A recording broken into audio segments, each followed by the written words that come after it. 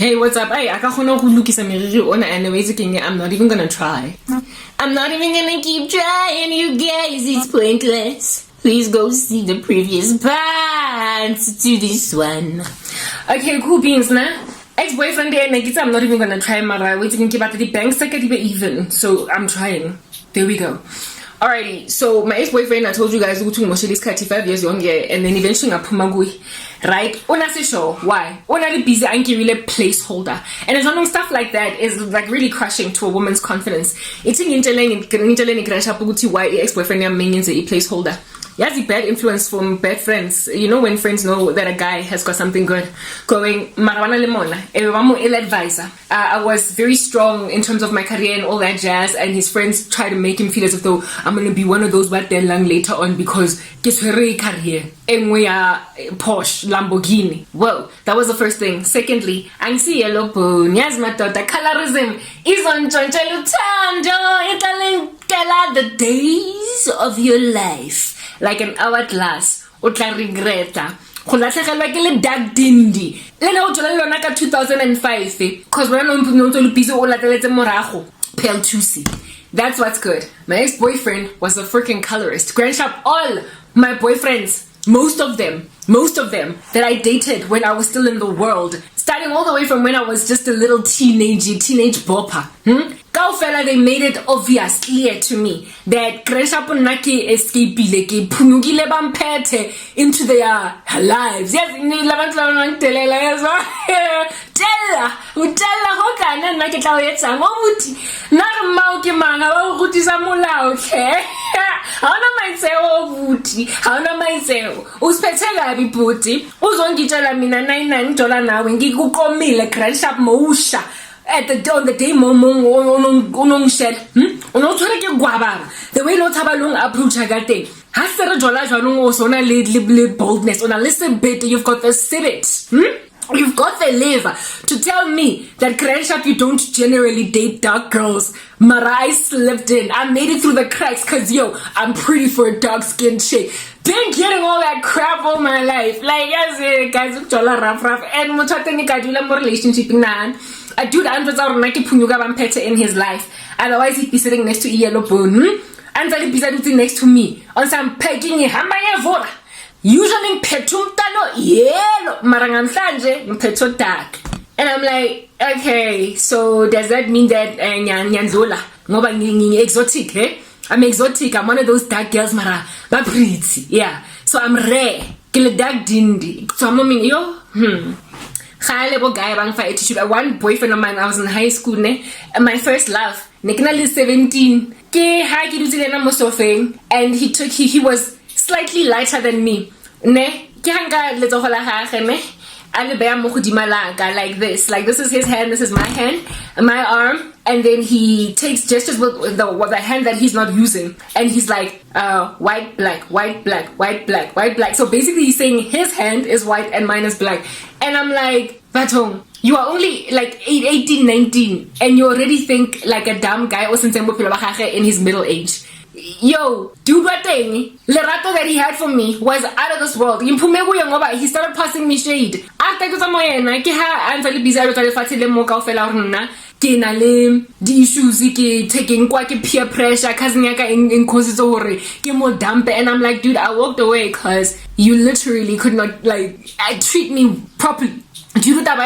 You imagined you were doing me a massive favor by being with me because you know I was a dark girl. I'm tall as well and slender, so it was during the time when I was growing up when the Face of Africa was like a whole thing, and all over the show everybody was like, why don't you join Face of Africa? Because I look like a model. I was like tall and skinny and I was dark, and you know how Face of Africa because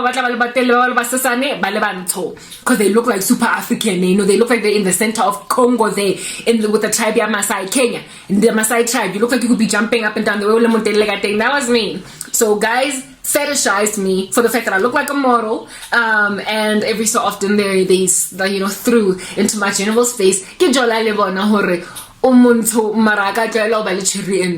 like, okay, looks like you identified the only pretty dark girl.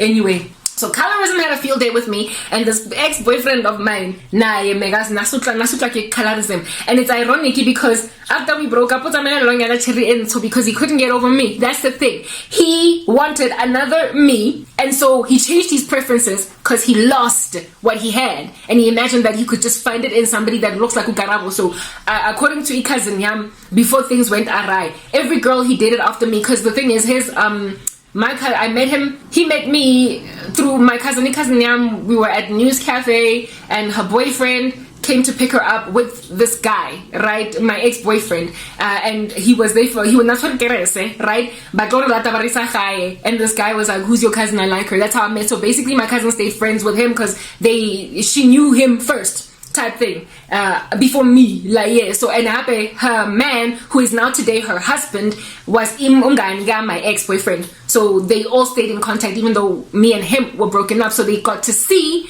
what was going on with his life after we broke up. And apparently, almost every new chick that rocked up after me literally was a carbon copy of me. It's like a carbon copy. And the dude just could not stop dating chiquitos that look like me. And I'm like, ow, that's weird. I find it strange because before, no busy to highlight that about it. And now you're busy dating nothing but dark chicks who are kind of skinny, tall or not, depending on whether or not you can find one. Yeah, that was like what was going on with my particular case. This boyfriend of mine, because of the other issues I told you, his friends were badly influential. Weird, strange stuff, when they say mother's intuition. Anyway, whatever. All that jazz, and then coupled with it, I was dark in complexion, and apparently because I made it into the pretty bank. I made it, even though I'm dark, but my kids just might not. If they take your complexion, they just might not. This guy, black and yellow, so colorism, black man, Italy dumfa, Italy razzo, yellow bones, the one umuratang get chocolate. Anyhow, so my dark skin caused my ex to pass me a whole bunch of shade, and therefore, place her weight again. He just like chilled. 1 year, 2 years, 3, 4, 5. Get busy. See me, see trouble. When are you gonna marry me? Oh? And dude is like, there are many issues. I get that one when you turn 30. I'll make a decision when I turn 35. I'll make a decision later on. Give me 5 more years. Give me 4 more. I'm like, today. Never married me eventually. Fed up with a lot of things, including that. And Christ this time around gave me strength to break away. So because I gave my life to Christ, I was able to conquer that drawback, magnetic pull. And then now he's like, don't know what you got till it's gone. Found out that it did not get any better. And now the dude is all bitter. I went and explained the entire circumstance to you guys. They